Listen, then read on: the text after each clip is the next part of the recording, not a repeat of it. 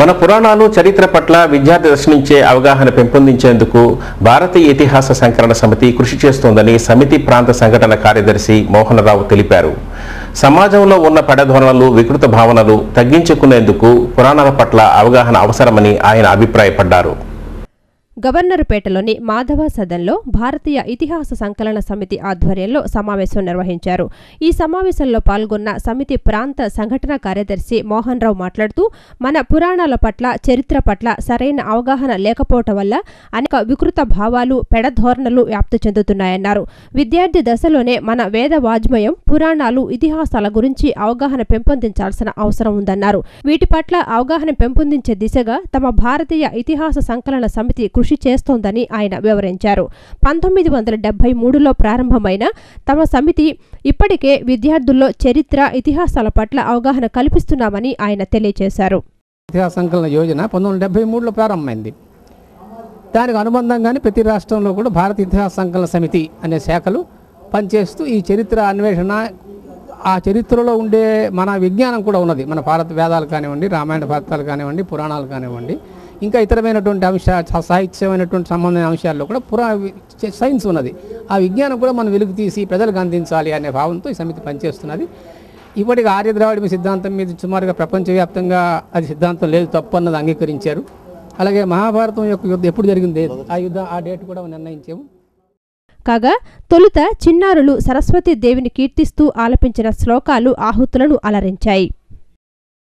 Sugar, BP minus power ఉన్న వారికి retina సమస్యలు వస్తాయని, వాటిని నిర్లక్ష్యం చేస్తే చూపు కోల్పోయే ప్రమాదం ఉందని ప్రముఖ retina specialist doctor G V Narendra సూచించారు.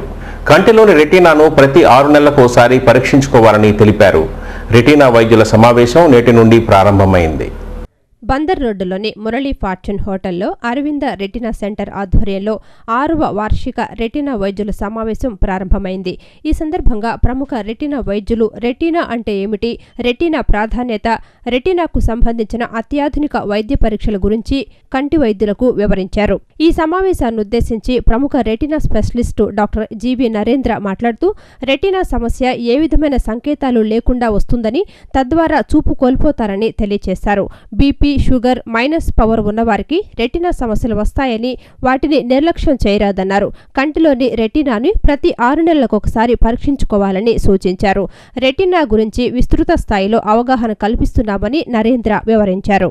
షుగర్ వాళ్ళకి, బీపీ వాళ్ళకి, మైనస్ పవర్ వాళ్ళు, నీటి కాసుల వాళ్ళు, ఇలా అందరికీ కూడా ఒక్కసారిగా రాత్రికి రాత్రి రెటీనా వ్యాధి సంభవించి చూపోయే అవకాశం ఉంది. కాబట్టి ఈ వ్యాధి గురించి మేము రెటీనా స్పెషలిస్ట్లే కాదు, మిగతా కంటి డాక్టర్లు, కంటి వైద్య విద్యార్థులు, మీడియా ద్వారా మీరు వీళ్ళందరూ కూడా ప్రచారం కల్పించాల్సిన అవసరం ఎంతైనా ఉంది.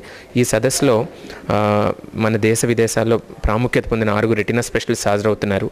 డాక్టర్ టిపి దాస్ అని ఎల్వి ప్రసాద్ భువనేశ్వర్ నుంచి, డాక్టర్ మనీష్ నాగ్పాల్ అహ్మదాబాద్ నుంచి, డాక్టర్ లలిత్ వర్మ ఢిల్లీ నుంచి, డాక్టర్ మల్లికా గోయల్ అపోలో హాస్పిటల్స్ హైదరాబాద్ నుంచి, మరియు doctor Muralidhar retina institute of Karnataka Bengaluru నుంచి హాజరవుతూ, దీనికి తోడు నేను doctor G V Narendra and doctor Sambasivarao Aravind కంటి ఆసుపత్రి తరపున ఎన్నో ప్రసంగాలు ఇవ్వబోతున్నాం.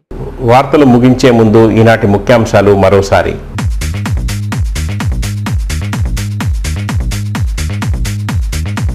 రాష్ట్ర గ్యాస్ వాటా మహారాష్ట్రకు తరలింపుపై సిపిఐ ఆగ్రహం.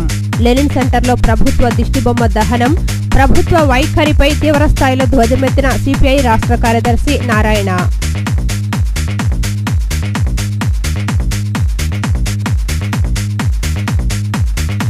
ప్రభుత్వ రంగ సంస్థలను ప్రైవేటీకరించేందుకు ప్రయత్నిస్తున్న కేంద్రం.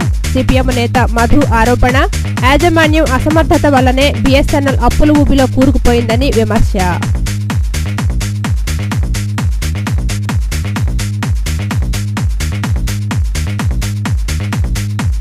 స్నేహ పరిమళాన్ని పంచే ఫ్రెండ్షిప్ డే, ఎల్లలు లేని స్నేహబంధంపై ప్రత్యేక కథనం.